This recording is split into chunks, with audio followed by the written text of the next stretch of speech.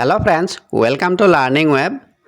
এখন ডিৰ ফালৰ পৰা এখন নোটিছ আহিছে আৰু এইখন NIS কেণ্ডিডেটবোৰৰ বাবে হয়। নোটিছখনত কি আছে মই চাই দি আছোঁ। ইয়াত নোটিছখনত কি লিখিছে? In pursuance of the order of the Honorable Guwahati High Court pass in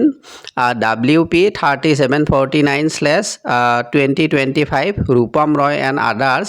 vices State of Assam regarding the validity of 18 months diploma in elementary education Assam DLED from National Institute of Open Schooling যাক আমি NIOS বুলি কওঁ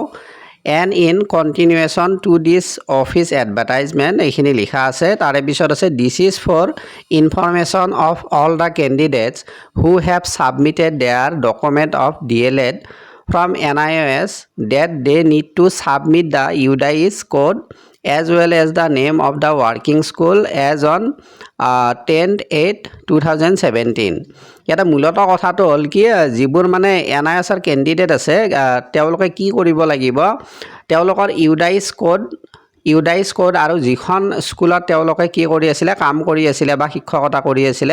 সেইখন স্কুলৰ নাম আৰু সেইখন স্কুলৰ ইউডাইছ কোড দিব লাগিব আৰু সেই ইউডাইছ কোডৰ ইয়াতে তাৰিখটো দিয়া আছে 10/8/2017 তো তেওঁলোকে কি কৰিব লাগিব ইউডাইছ কোডটো কি কৰিব লাগিব আপলোড কৰিব লাগিব ইয়াতে দিয়া আছে the concern candidates should visit the official website of DE Assam ইয়াতে দিয়া আছে ওয়েবসাইটটোৰ নাম আৰু লগতে কি দিয়া আছে and submit the required information from the midnight of 25/9/2025 to midnight of 26/9/2025 without fail ইয়াত কি কোৱা হৈছে মানে 25/9/2025 মাজ নিশাৰ পৰা 26/9/2025 মাজ নিশালৈকে কি কৰিব পাৰিব এইখিনি আপলোড কৰিব পাৰিব আৰু কোনেও যাতে ৰৈ নাযায় সেইটো বিষয়ত কৈছে সকলোৱে কৰিব লাগিব যিবোৰ মানে NIS কেণ্ডিডেট হয় তেওঁলোকে কি কৰিব লাগে তেওঁলোকৰ ইউডাইছ কোড আৰু যিখন স্কুলত কাম কৰিছিল আগতে সেইখনৰ নামটো লিখি সাবমিট কৰিব লাগিব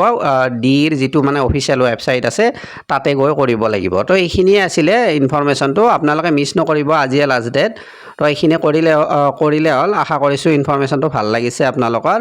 আপোনালোকে লাইক কৰিব সকলোৱে আৰু যিমান পাৰে শ্বেয়াৰ কৰিব আৰু নতুন কোনোবা আছে যদি ছাবস্ক্ৰাইব কৰি ৰাখিব আজিলৈ এৰিছোঁ থেংক ইউ